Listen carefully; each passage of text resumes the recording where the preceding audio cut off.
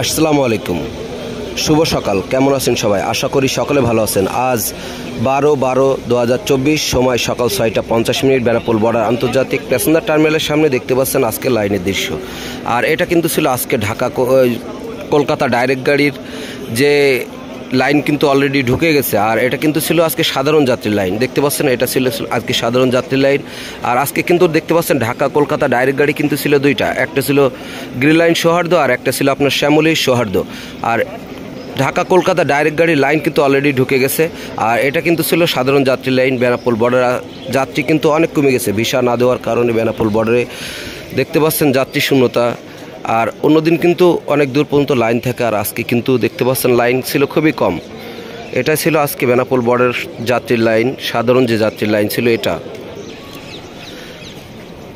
আর দেখতে পাচ্ছেন কিন্তু এখন কিন্তু যে সাধারণ যাত্রী কিন্তু ছেড়ে দিয়েছে, আর সাধারণ যাত্রী কিন্তু অলরেডি যাওয়া শুরু হয়ে গেছে। আর 6:30 বাজলে কিন্তু ঢাকা কলকাতা যে ডাইরেক্ট গাড়ির লাইনটা কিন্তু ছেড়ে দিয়েছে, আর সেটা কিন্তু শেষ হয়ে গেছে। আর এটা ছিল আজকে সাধারণ যাত্রীর লাইন।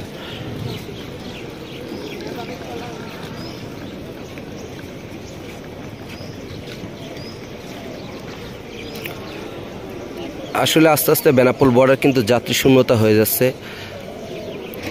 ভিসা না দেওয়ার কারণে যাত্রী একদম কমে গেছে বেনাপোল বর্ডারে। আর আজকে কিন্তু বাংলা টাকা দিয়ে আপনার ইন্ডিয়ান টাকা আজকে কিন্তু রেট ছিল 69 টাকা 70 পয়সা।